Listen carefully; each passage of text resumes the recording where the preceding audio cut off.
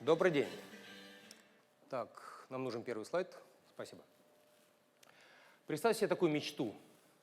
Вы приезжаете в незнакомый город, в незнакомой стране, и там на каждом перекрестке находится добродушный местный житель, который рассказывает вам истории о местных достопримечательностях на русском языке и может вас сводить даже куда-нибудь там в ботанический сад, в музей и так далее.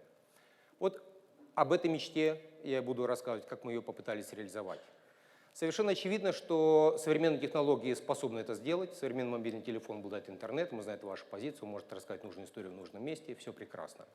Соответственно, 5 лет назад мы решили запустить проект, который называется Easy Travel, с амбициозной целью сделать так, чтобы ваш телефон стал мобильным аудиогидом в любом месте, куда вы едете. В городе, в музее, в ботаническом саду, на круизном корабле или в автомобиле. С точки зрения пользователя выглядит довольно просто. Это мобильное приложение, которое вы ставите на свой телефон и которое рассказывает нужную историю в нужном месте. Соответственно, они берут свои истории из некой центральной базы данных глобальной, в которую, соответственно, эти истории выкладывают музеи, городские туристические власти, студенческие проекты, сторителлеры, всевозможные издательства и так далее. Это все похоже на YouTube. С одной стороны, вы выкладываете ваши истории, с другой стороны, их потребляют. И это действительно построено как YouTube, это открытая бесплатная платформа. Первый вопрос, который мне обычно при этом задают, как же вы можете быть бесплатным? Это же невозможно. На самом деле невозможно наоборот. Вы знаете хоть одну большую платформу, которая платная? Википедия, YouTube, Twitter, Instagram и так далее. Они существуют только потому, что их знаете только потому, что они бесплатные.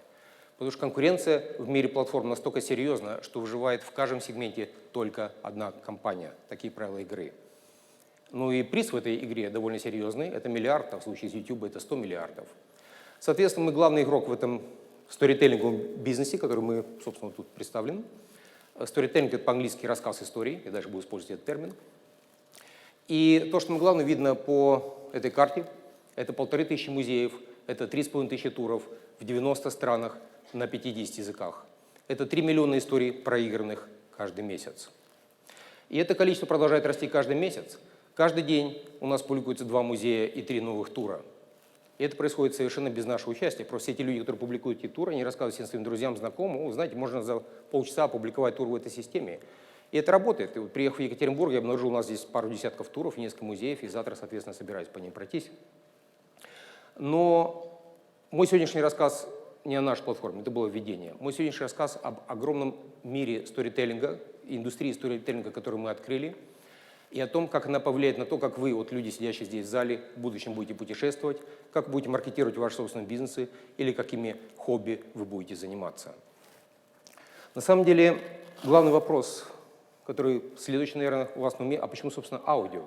Я помню, в 2011 году, когда я искал инвестора, один из инвесторов меня так жестко отразил, сказал: знаешь, аудио не рулит, вот сейчас надо видео делать. Прошло 6 лет, и вы знаете, мне кажется, аудио побеждает. И причиной этому являются, конечно, мобильные телефоны. Они же неспроста называются мобильными, да, мы с ними куда-то двигаемся. И когда вы идете, когда вы едете, ваши глаза заняты. Когда вы стоите в музее напротив экспоната, ваши глаза заняты. А аудио — это единственный канал, который способен дополнить то, что вы смотрите. Это, по сути, есть та самая дополненная реальность, настоящая дополненная реальность, о которой некоторые говорят. И другой пример: 20% запросов в прошлом году, которые Google отработал, это были аудиозапросы. Соответственно, Google, Apple относятся к всему этому очень серьезно. Соответственно, они начали делать программы, мобильные помощники. У Apple это Siri, у Google это Google Assistant, у которых единственный интерфейс с пользователем — это голос. Вы с ним говорите, и он с вами тоже говорит. Да, сейчас эти программы вызывают только легкую усмешку, но поверьте, не пройдет и 5 лет, вы будете на полном серьезе разговаривать с вашим телефоном. Соответственно,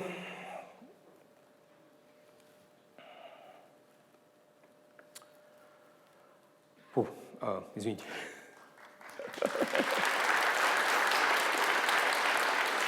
Да-да-да, сори.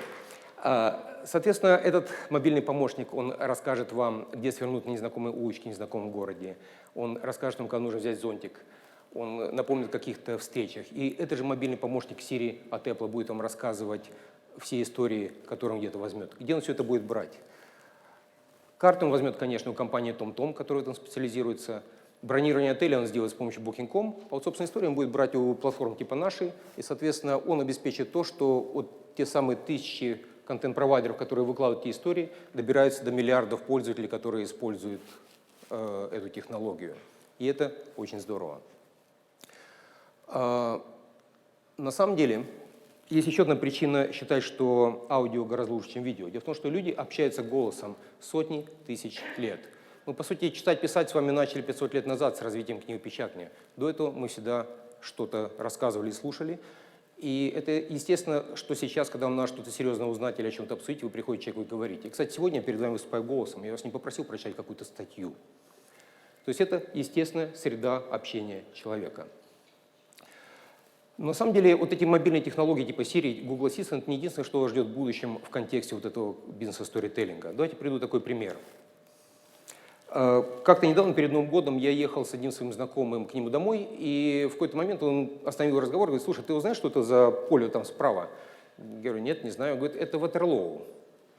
Вы знаете, я был просто поражен. Это было очень неожиданно и странно, и, конечно, в этот момент я хотел бы услышать историю про Ватерлоу. В чем суть этого примера? В том, что обычно, когда мы что-то ищем, мы знаем, что мы хотим найти. Технология сторителлинга предполагает, что иногда мы будем просто натыкаться на истории, совершенно о которых мы еще минут назад не думали. Эти истории хороши тем, что они рассказаны к месту. Знаете, это как хороший анекдот. Вот рассказанный к месту, он особенно хорош. И это довольно необычный способ знакомства с новой информацией. Другое изменение, которое, вероятно, произойдет, это то, как вы планируете ваше путешествие. Сейчас подготовка к путешествию – это такой, знаете, полноценный проект. Нужно так день-два поработать, выбрать, куда поехать, что там делать, заказать билеты и так далее.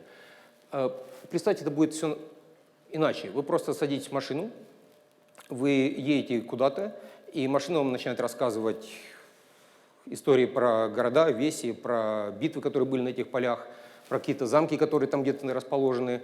И в какой-то момент вам понравится какой-то замок, какая-то история, вы туда свернете, приезжаете в этот замок, да, вот это Siri или там Google Assistant вам расскажет про замок, про городочек, свой музей. Но самое интересное то, что вы даже не знаете, где вы сегодня заночуете, вы даже не знаете, где закончится ваше путешествие. И это не так важно. Важно то, что вы вернетесь домой всегда полные самых интересных впечатлений от самых интересных историй. Это довольно интересное изменение, которое грядет. Как все это повлияет на технику, которую мы используем? Ну, наверное, можно почти точно сказать, что телефон изменится и снова станет старым добрым телефоном. Ему не нужен будет такой большой экран, он будет лежать у вас в кармане, вы будете с ним общаться голосом. Как? Наверное, потребуется, опять же, старый добрый наушник Bluetooth, да? Вы будете с ним ходить. Он, кстати, довольно хорошо подходит, он не мешает общаться с собеседниками, и в то же самое время он вот расскажет ту самую неожиданную историю в неожиданном месте. Я проверял, это точно работает. Это из старых технологий. Но есть еще новые. Машины, которые ездят сами. Сейчас все компании занимаются тем, что пытаются создать такие машины, а вы никогда не задумывались, что будет делать в машине, которая едет сама. Это скучно. Читать книжки и смотреть видео вы точно не сможете, половину из вас укачает насмерть. И, в общем-то, история, рассказанная к месту, это будет, пожалуй, единственное развлечение, которое вы будете использовать. Возможно, вам понравится. Итак, весь этот спектр новых технологий, новых развитий, который будет происходить, он потребует в какой-то момент десятки миллионов историй. И здесь у нашего проекта небольшая проблема. Несмотря на то, что мы лидер этого бизнеса, мы номер один, мы точно имеем десятки тысяч историй, но, поверьте нам, очень далеко до десятков миллионов. Мы просто не успеем даже через 5 лет. Нам нужна какая-то фундаментальная инновация, и это то, над чем мы сейчас работаем. Но чтобы понять, какая нужна инновация, нужно вообще понять, что такое инновация 21 века. Что такое инновация 20 века, мы хорошо знаем. Это технические изобретения. Микросхемы, компьютеры, телефоны, GPS. Это технологии, которые вполне сами по себе самодостаточны. Они обычно отгораживаются такими патентами, и у них все хорошо. Наверное, самый идеальный пример – это компания Xerox. Она, когда изобрела копировальную машину, она обложила 500 патентами, как каменной стеной, и заработала свои миллиарды. То есть вот мой бизнес – это моя крепость. Это инновация 20 века. В 21-м все иначе. Когда пришел Facebook, когда пришел YouTube, это работает не так. Я могу вам сейчас с командой разработчиков создать YouTube за 1 год. Разве он после этого будет стоить 100 миллиардов? Никогда в жизни. Все эти облачные платформы показали, что там нет никакой технической инновации. Вся их инновация – это связь большого количества уже известных объектов. Так и у нас. Нам нужно что-то с чем-то связать. Итак, для того, чтобы весь этот сторителлинговый бизнес довольно сложный заработал, нам нужны 4 важных компонента. Первый компонента – это платформы. Их у нас есть, об этом даже говорить не будем. А вот вторая интересная – музеи, публичные фонды, истории. Музей знает, что такое аудиогид уже 50 лет. У них все в порядке. И когда появились эти мобильные технологии, и сказали: о, файн, мы сейчас начнем делать мобильные приложения. И начали. И они обычно для этого используют гранты, там 50 тысяч евро, до 5 миллионов евро, довольно серьезные гранты. Когда мы к ним впервые пришли, сказали: вы знаете, все это можно получить бесплатно. Они от нас отмахнулись, они говорят: нам это не надо. И продолжили это делать. Потихонечку мы заметили, что где-то так через 3 года 90% этих проектов умирают, как гранты кончаются.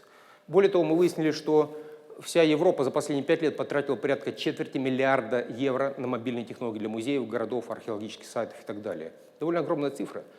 Представьте, что если бы все эти деньги были потрачены на технологии, которые умирают через 3 года, а на контент, на истории, которые живут десятилетия. И это не шутка. Если мы вспомним с вами такой контент, как музыку, помните, мы ее слушали на этих граммофонах, бобины, кассеты, CD-плееры, MP3-плееры, сейчас где-то в облаках. Но это все та же самая добрая старая музыка, которая записана десятки лет назад. То есть технологии приходят, уходят, контент остается. Ведь вы же немного знаете технологий, которые переживают десятилетия. И нам очень радостно, что сейчас музейное сообщество потихонечку начинает понимать, перестраиваться. Сначала малые музеи нами стали пользоваться, потом средние, большие. И сейчас уже, например, Третьяковская галерея активно пропагандирует идею того, что надо вкладывать деньги в контент и использовать бесплатные технологии. За ней пошел исторический музей, Пушкинский и так далее. А сегодня с утра я вот в Ельцин-центре обсуждал, что, вероятно, завтра не сделать свой первый тур. Мы, с своей стороны, тоже помогаем. В прошлом году получили первый $1 миллион евро грантов, потом второй. И сейчас обратились в Еврокомиссию за тем, чтобы получить 250 миллионов. Очень такой простой проект. И мы считаем, что за эти деньги мы вполне можем покрыть историями всю Европу, все хайвеи, 500 городов вместе с их музеями. Конечно, этот контент будет использоваться не только на нашей платформе, на всех остальных, конкуренция, и это нормально. И, конечно, это фундаментально изменит то, как вы путешествуете по этому миру. Окей. Следующий важный момент – это партнеры. Это десятки типов бизнесов, которые завязаны на бизнес туризма и каким-то образом тоже подвязаны в эту большую схему. Я вам уже приводил пример Siri, помощника или этих самых самодвижущих автомобилей, но это все фантазия о будущем. А что сейчас? А сейчас, если вы купите билет на Any Way, Any Day, возможно, вы получите письмо, вы купите билет на Рим, вам напишут, вы знаете, тут в Риме 10 бесплатных туров, используйте, да? Сейчас, если вы купите билет в Москве на электричку, вы получите информацию о том, что прямо в электричке можете послушать тур или в том городе, куда вы приедете из Москвы. Уже сейчас вы можете поехать в город Тверь, где туристический информационный центр сделал кучу туров по Твери, а местные отели предлагают их бесплатно своим постояльцам. И это очень здорово, да? Уже сейчас Яндекс.Такси на полном серьезе обсуждают возможность того, чтобы, касаясь такси, у вас были бесплатные аудиогид по городу. Это же очень здорово, потому что десятки тысяч создателей историй, они помогают вот этим бизнесам обслуживать лучше клиентов, и в обратную сторону эти бизнесы помогают им добраться до миллиардов пользователей. Такой, знаете, вин-вин. Каждый помогает каждому, и это очень здорово. И, в общем-то, я вполне надеюсь, что и в городе Екатеринбург после этой лекции, возможно, или сегодня перерыв, или завтра вы обратитесь и скажете, окей, я тоже хотел в этом всем поучаствовать, обращайтесь, мы вам в этом поможем. И на самом деле, в этом мы, кстати, уже отличаемся сильно от YouTube. То есть мы не просто открытую платформу создаем, а такую экосистему бизнесов, что следующий шаг по сравнению с технологиями типа YouTube. Следующий важный момент – это краудсорсинг. Без него, конечно, не может выжить ни одна платформа. Это участие миллионов людей. Все эти Facebook и YouTube – это все очень важно для нас тоже, потому что у нас в самом начале были только музеи, только библиотеки. Да, это десятки тысяч, но это мало. Поэтому мы сделали прямо в нашем мобильном приложении возможность записать историю сходу прямо вот здесь, вот записать аудио, сделать картинку, положить текст, нажать кнопочку, положить на карту и сходу опубликовать. И это уже заработало, и мы ожидаем, что тысячи людей начнут в это дело вливаться, и все это начнет работать. Ну, кстати, не только людям нужны платформы, но и платформы нужны людям. Вот посмотрите на современную жизнь. Вы днем, может быть, работаете где-то в конторе или на заводе, а вечером по дороге домой вы уже, может быть, таксист с помощью Яндекс.Такси. Приехав домой, может, вы уже редактор энциклопедии с помощью Википедии. Может быть, уезжая в отпуск, вы сдаете свою квартиру и становитесь ательером с помощью Airbnb. А с помощью этой технологии вы, может, станете известным рассказчиком в вашем районе, в вашем музее, а может, в будущем даже будете зарабатывать этим деньги. Это вполне возможно. На самом деле, чтобы подытожить весь этот рассказ, я вам расскажу историю, которая произошла недавно на радиостанции, был город Балтимор в Америке. Я говорил с руководством радиостанции, журналисты дали интересную идею. Они говорят, смотри, радио – это такая штука, которая появилась благодаря радиоволнам. И у слушателя обычно не было возможности выбрать время и место. Он должен сидеть перед радиоприемником и слушать, когда вот и где ему скажут. Когда появилась веб-технология, то радио стало ее использовать для того, чтобы выкладывать эти записи на веб, чтобы человек мог выбирать уже, когда он хочет послушать эти истории. А с помощью сторителлинговых технологий они могут выкладывать какие-то истории. Это маленькая локальная радиостанция. Они могут выкладывать истории по городу прямо на карту города, с тем, что человек пользователь услышал их не только когда ему удобно, но и где ему удобно. Это те самые истории к месту. То есть с точки зрения радистов это, по сути, новая медиа-среда. Собственно, задумайся об этом. Это та новая медиа-среда, куда я вас приглашаю. И вполне возможно, точно, многие из вас в будущем будут пользоваться этим как туристы, многие из вас будут пользоваться этим как бизнес, который будет в этом соучаствовать. Кто-то это выберет своим хобби, но это то, куда вас приглашаю. И это та история, которая предлагается распространение через, собственно, о чем-то это и есть. Все, спасибо большое.